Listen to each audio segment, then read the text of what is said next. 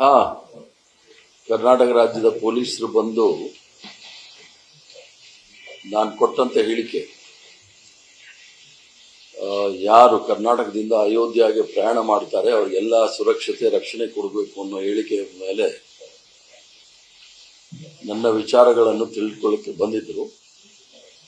ಅದು ಸಹ ನಾನು ಕುಮಾರಕುಂಭದಲ್ಲಿ ಇದ್ದಾಗ ಬಂದಿದ್ದಾರೆ. ನಾನು ಅವ್ರಿಗೆ ಸ್ಪಷ್ಟವಾಗಿ ಹೇಳಿ ಕಳಿಸಿದ್ದೀನಿ, ಅಕಸ್ಮಾತ್ ನಾನು ಹೇಳಿರ್ತಕ್ಕಂಥ ಹೇಳಿಕೆ ಅಪರಾಧ ಅನ್ನೋದಿದ್ರೆ ಅದನ್ನು ಪೊಲೀಸ್ ಸ್ಟೇಷನಲ್ಲಿ ಕರೆದು ಅರೆಸ್ಟ್ ಮಾಡಿ ಕರ್ಕೊಂಡೋಗಿ ಪೊಲೀಸ್ ಸ್ಟೇಷನಲ್ಲಿ ನಮ್ಮ ಹೇಳಿಕೆಗಳು ಬರ್ಕೊಳ್ಳಿ. ಕೇವಲ ಹೇಳಿಕೆಗಳು ಮಾತ್ರ ಅಲ್ಲ, ನಾನು ಮಂಪರು ಪರೀಕ್ಷೆಗೂ ತಯಾರಿದ್ದೀನಿ. ನನ್ನ ಜೊತೆಗೆ ಭಾರತೀಯ ಜನತಾ ಪಾರ್ಟಿ ಕರ್ನಾಟಕ ಅಧ್ಯಕ್ಷರು ಕೂಡ ಮಂಪರು ಪರೀಕ್ಷೆಗಳು ಆಗಬೇಕು ಅಂತ ಹೇಳಿ ಕಳಿಸಿದ್ದೀನಿ ಅವ್ರಿಗೆ. ವಿಚಾರಣೆ ಬರೋ ಮುನ್ನ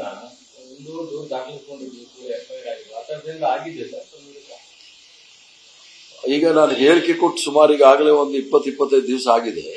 ಪ್ರಶ್ನೆ ಸುಪ್ರೀಂ ಕೋರ್ಟ್ದು ನಿರ್ದೇಶನ ಇದೆ, ಯಾರಾದರೂ ಪ್ರಚೋದನಕಾರಿ ಹೇಳಿಕೆಗಳು ಕೊಟ್ಟಾಗ ಅವ್ರನ್ನ ತಕ್ಷಣ FIR ಮಾಡಿ ಪೊಲೀಸರು ಕ್ರಮ ತೆಗೆದುಕೊಳ್ಬೇಕು ಅಂತ ಹೇಳಿ.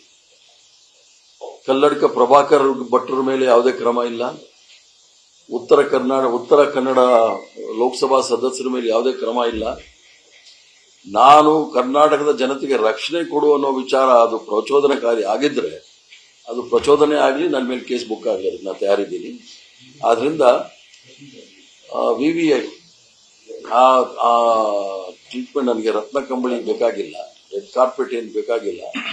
ಏನು ಕಲ್ಲಡ್ಕ ಪ್ರಭಾಕರ್ಗೆ ಮತ್ತು ಅನಂತಕುಮಾರ್ ಅವ್ರಿಗೆ ರತ್ನ ಕಂಬಳಿ ಹಾಕಿಸಿ ಅವ್ರನ್ನ ನೋಡ್ಕೊಳ್ತಾ ಇದ್ದಾರೆ, ಆ ಥರ ಏನು ಬೇಕಾಗಿಲ್ಲ. ಯಾವುದೇ ಸಂದರ್ಭದಲ್ಲಿ ಕರೆದ್ರೆ ನಾವು ತಯಾರಿದ್ದೀನಿ. ಯಾಕೆ ಈ ರೀತಿ ಅನಂತಕುಮಾರ್ ಹೆಗ್ಡೆ ಮೇಲೆ ವಿಚಾರಣೆ ಮಾಡಲ್ಲ, ಕಲ್ಲಡ್ಕ ಪ್ರಭಾಕರ್ ಮೇಲೆ ಅವ್ರ ಜಾಮೀನು ತಗೊಳ್ಳೋ ತನಕ ಪೊಲೀಸರು ಕಾಯ್ತಾ ಇರ್ತಾರೆ. ನೀವು ಸರ್ಕಾರದವ್ರನ್ನ ಕೇಳಬೇಕಾಗುತ್ತೆ, ಮುಖ್ಯಮಂತ್ರಿಗಳನ್ನ ಕೇಳಬೇಕಾಗುತ್ತೆ. ಟಾರ್ಗೆಟ್ ಆಗಿದ್ದಾರೆ ಅಂತ ಸರ್ಕಾರದಲ್ಲಿ. ಟಾರ್ಗೆಟ್ ಪೊಲೀಸರು ಟಾರ್ಗೆಟ್ ಮಾಡಿದ್ರೆ ನಾವು ಬಗ್ಗವನಲ್ಲ. ನಾನು ಇಡೀ ದೇಶದಲ್ಲಿ ಓಡಾಡಿರೋನು. ಈ ಪೊಲೀಸು ಇದಕ್ಕೆಲ್ಲ ಭಯ ಬೀಳ್ತಕ್ಕಂಥ ಟ್ರೈನಿಂಗ್ ಕೂಡ ನಾನು ತೆಗೆದುಕೊಂಡಿಲ್ಲ. ಕಾಂಗ್ರೆಸ್ ಪಕ್ಷದಲ್ಲಿ ನನಗೆ ಆಗೋಯ್ತು ಸುಮಾರು 50 ವರ್ಷ. ವಿದ್ಯಾರ್ಥಿ ದಶೆಯಿಂದಲೂ ಕಾಂಗ್ರೆಸ್ ಪಕ್ಷದಲ್ಲಿ ಇದ್ದೀನಿ. ಪೊಲೀಸರ ಮೂಲಕ ಆ ಥರ ಏನಾದ್ರು ಮಾಡ್ತಂದ್ರೆ ಅವ್ರಿಗೆಲ್ಲ ಭ್ರಮೆ ಅಷ್ಟೇ. ಈ ತನಿಖಾ ಸಂಸ್ಥೆ ರಾಜ್ಯ ಸರ್ಕಾರದ ವ್ಯಾಪ್ತಿಯಲ್ಲಿ ಬರುವಂತದ್ದು, ರಾಜ್ಯದಲ್ಲಿರುವಂತದ್ದು ಕೂಡ ಕಾಂಗ್ರೆಸ್ ಸರ್ಕಾರ. ತಾವೊಬ್ಬ ಕಾಂಗ್ರೆಸ್ನ ನಾಯಕರು, ಕೇಂದ್ರ ಮಹಿಳಾ ನಾಯಕರು, ನಿಮಗೆ ರಕ್ಷಣೆ ಇಲ್ವಾ ಹಾಗಾದ್ರೆ ಈ ಸರ್ಕಾರದಲ್ಲಿ? ಇಲ್ಲ ನಿಮ್ಮ ಸರ್ಕಾರದವರ ಒಂದು ಗುಮ್ಮಕ್ಕಿದೆಯಾ? ನಾನು ಕಾಂಗ್ರೆಸ್ ಪಕ್ಷದ ಸರ್ಕಾರ ಅಂತ ಅನ್ಕೊಂಡಿದ್ದೆ. ಮುಂದೆ ಯೋಚನೆ ಮಾಡಬೇಕಾಗತ್ತೆ, ಇದು ಕಾಂಗ್ರೆಸ್ ಪಕ್ಷದ ಸರ್ಕಾರ ಅಥವಾ ಬೇರೆಯವರು ಸರ್ಕಾರನ ಅಂತೇಳಿ.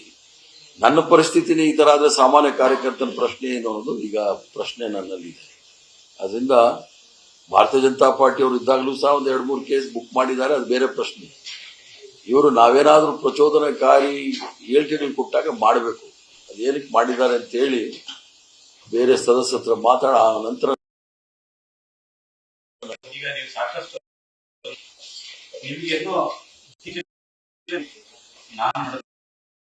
ಕೊಟ್ಟಂತ ಹೇಳಿಕೆಗಳು ಇದೇ ಒಂದು ರೀತಿಯಲ್ಲಿ ದ್ವೇಷಕ್ಕೆ ಕಾರಣ ಆಗಿದೆ ಅಂತ ನಿಮ್ಗೆ ಅನಿಸ್ತಾ ಇದೆಯಾ? ಯಾರ ದ್ವೇಷಕ್ಕೆ? ಸರ್ಕಾರದ ದ್ವೇಷಕ್ಕೆ. ಸರ್ಕಾರದ ಕೆಲವರ ವಿರುದ್ಧ ನೀವು ಮಾತಾಡಿದ್ರಿ.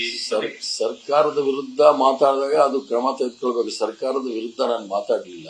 ಸರ್ಕಾರದಲ್ಲಿ ಇರೋರಿಗೆ ಜವಾಬ್ದಾರಿ ಏನು, ಅವ್ರ ಜವಾಬ್ದಾರಿ ಏನು ಅನ್ನೋದು ಹೇಳಿದ್ದೀನಿ. ಅದು ವಿರುದ್ಧ ಅಂದ್ರೆ ವಿರುದ್ಧ ಆಗಲಿ.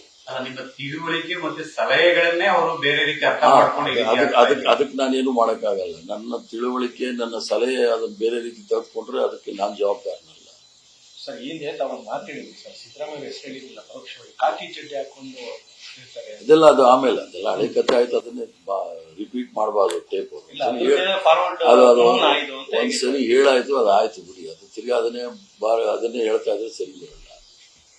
ಹೈಕಮಾಂಡ್ ಗಮನಕ್ಕೆ ಹೋಗಿದೆಯಾ ಸರ್ ಈ ವಿಚಾರ? ಈಗಾಗಲೇ ನಾನು ಹೇಳಿದ್ದೇನೆ ಈ ತರ ಆಗಿದೆ ಅಂತ ಹೇಳಿ. ಅದ್ರ ಮುಂದೆ ನೋಡೋಣ ಏನಾಗುತ್ತೆ. ಸರ್, ಅಧಿಕಾರಿಗಳು ಏನ್ ಕೇಳಿದ್ರು ಸರ್? ಅದಿರಲಿ, ಅದು ಯಾವ್ದು ಅಧಿಕಾರಿಗಳು ಹೇಳಿದ್ದೀನಿ, ಸ್ಟೇಷನ್ ಕರ್ಕೊಂಡು ಹೋಗಿ ಅಲ್ಲಿ ಉತ್ತರ ಕೊಡ್ತೀನಿ. ಕೇಳೋ ಪ್ರಶ್ನೆಗೆ ಯಾವ ಉತ್ತರ ಕೊಟ್ಟಿಲ್ಲ? ಏನು ಉತ್ತರ ಕೊಟ್ಟಿಲ್ಲ. ಅಕಸ್ಮಾತ್ ಅಪರಾಧ ಅನ್ನೋದೇನಾದ್ರೂ ಇದ್ರೆ ನೀವು ನನ್ನನ್ನು ಸ್ಟೇಷನ್ ಕರ್ಕೊಂಡು ಹೋಗಿ ವಿಚಾರಣೆ ಮಾಡಿ ಅಲ್ಲಿ ಉತ್ತರ ಕೊಡ್ತೀನಿ.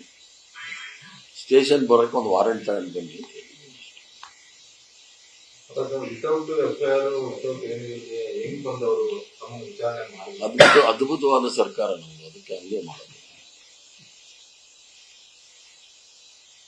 ಹೋಮ್ ಮಿನಿಸ್ಟರ್ ಗಮನಕ್ಕೆ ಏನಾದ್ರು ಬಂದಿದೆ? ಯಾಕಂದ್ರೆ ನಾನ್ ನೋಡಿ ಅಪರಾಧಿ ಅಲ್ಲ, ನಾನೇನಾದ್ರೂ ಅಪರಾಧಿ ಸ್ಥಾನದಲ್ಲಿದ್ರೆ ನಾನು ಎಲ್ರ ಗಮನಕ್ಕೆ ತರಬೇಕು. ನಂದು ಸ್ಲೇಟ್ ಬಹಳ ಕ್ಲೀನ್ ಇದೆ, ನಾನು ಬಹಳ ನೇರವಾಗಿ ಹೇಳೋನು, ಬಹಳ ಪರೋಕ್ಷವಾಗಿ ಪ್ರತ್ಯಕ್ಷವಾಗಿ ಮಾತಾಡೋ ಪ್ರಶ್ನೆ ಅಲ್ಲ, ನಾನು ಬಹಳ ನೇರವಾಗಿ ಹೇಳೋನು, ಹೇಳೋದು ಹೇಳಿದ್ದೀನಿ. ಮುಂದೆ ಏನಾಗುತ್ತೆ ನೋಡೋಣ.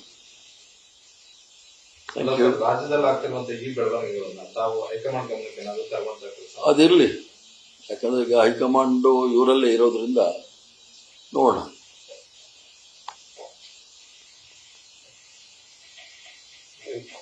ಧನ್ಯವಾದಗಳು, ನಮಸ್ಕಾರ. ನ್ಯೂಸ್ ಫಸ್ಟ್ ನಿರ್ಭೀತಿಯಿಂದ ನಿಮ್ಮ ಪರವಾಗಿ.